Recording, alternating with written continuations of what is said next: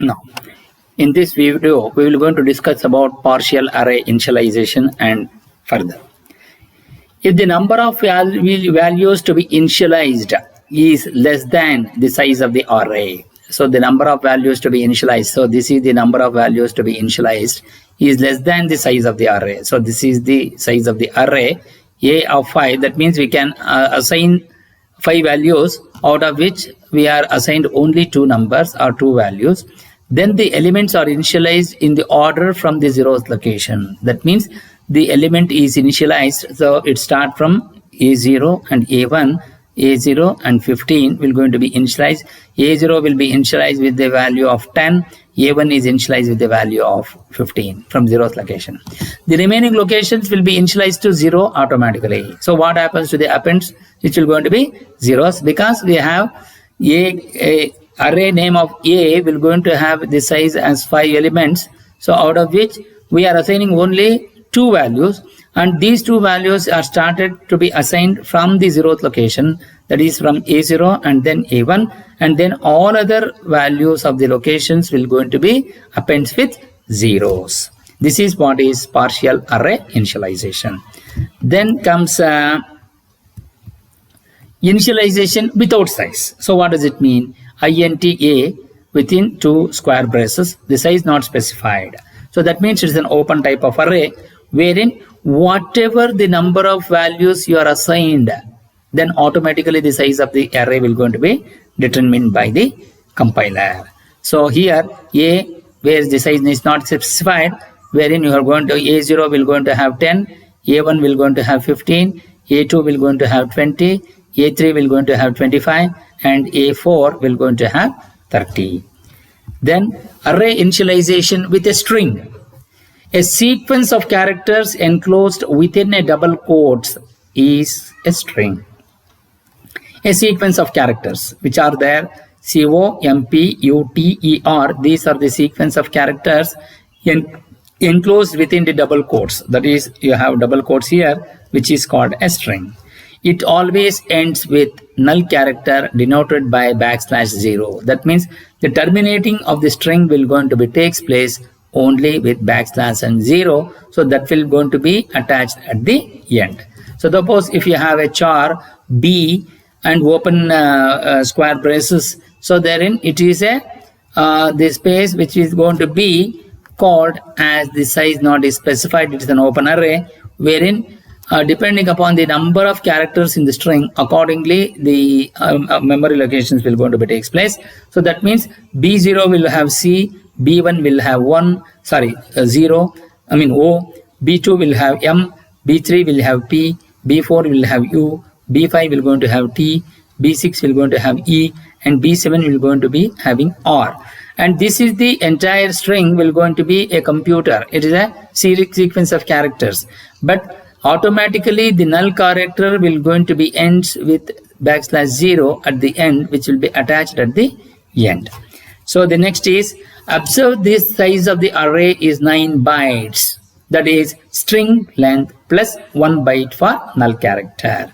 So char 9 will going to be, char of B9 will going to be computer, and 8 plus 1 byte, which will for \0, which is going to be 9 byte. Array size is greater than or equal to string length plus 1. In general, always the array size is greater than or equal to string length plus 1. Because if in this case the number of characters what we have used is 8 plus 1, because for the null character it becomes string length plus 1. Note, for string initialization, usually programmers prefer char B, open the square braces and close square braces without any number, because automatically whatever the string you have, it will going to take the string length plus 1. Automatically the compiler will going to assign or takes those values and keeps it in memory. So then assigning values to array. So what is mean? Assign values to individual array elements of the array using assignment operator. Suppose if I say int A5, so that is what does it mean? Semicolon. So here A0 to A5, A4 will going to be the initialization memory locations, wherein A0, A1, A2, A3, A4 initially it is going to have it doesn't have any value. The elements are 25, 40, 50 and 60 can be inserted into array at positions 2, 0, 4, 1 and 3. So that means you have the second 2 for the second location, 0 for the 20 is for the second location, 5 for 0th location, 40 for 4th location, 50 for first location and 60 for third location. So that means we will going to start with the individual one. So A2 will be 20 means A0, A1, A2, A3, A4. A2 is assigned with 20, so A2 will going to become 20. A0 is assigned with 5, so A0 with 0, 5. Then we have A4. A4 will going to have 40. A1 will going to have 50. A3 will going to have 60. So once you get this, when you see the final representation, you can see A0 5, A1 50, A2 20, A3 60 and A4 40. So this is how the array initialization takes place. To copy all the elements of array A into B, so copy individual elements of A into B, that is B0, B of 0 is equal to A0 and B of 0 is assigned the value of A0. So that means always whichever the character whichever the one which is had to the right is always assigned to the left one. So B1 equals A1, B2 is equal to A2, B3 is equal to A3, B4 is equal to A4. As we proceed further, finally when it comes to the general value, BI is equal to AI. So as I is equal to 0 to 4, we are forced to use a loop. Why? That is because everything is periodically is repeating again and again, wherein you have the array name is always B, array name here also A, and the subscripts is only the one which is changing in a sequential manner from 0 to 4 and also from 0 to 4 here. So in general, whatever you have I, then automatically you will also get I here. So I is equal to 0 to 4. So then we are forced to use the loop here. So now, so for this, suppose for the same thing what we have for I is equal to 0, I is less than or equal to 4, I plus plus, then open the parenthesis, flower parenthesis and B of I is equal to A of I and close it, or A of for I is equal to 0, I is less than 5 and I plus plus.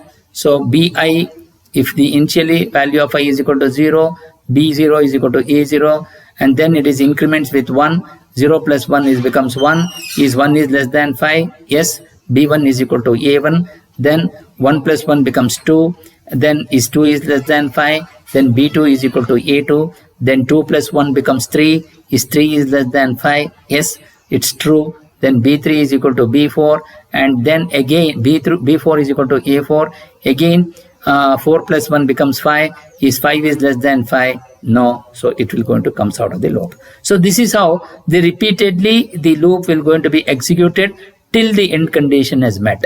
Similarly here also I is equal to 0, I is less than or equal to 4 and I plus plus.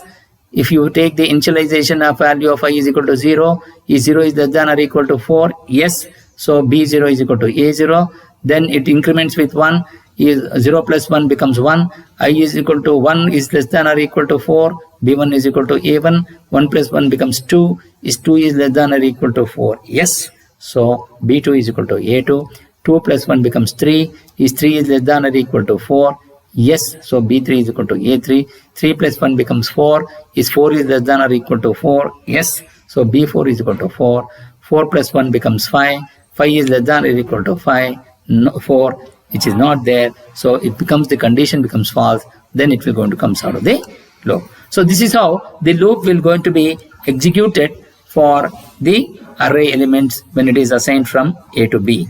Now in the next video we will going to talk about read and writing the single dimensional array. Thank you.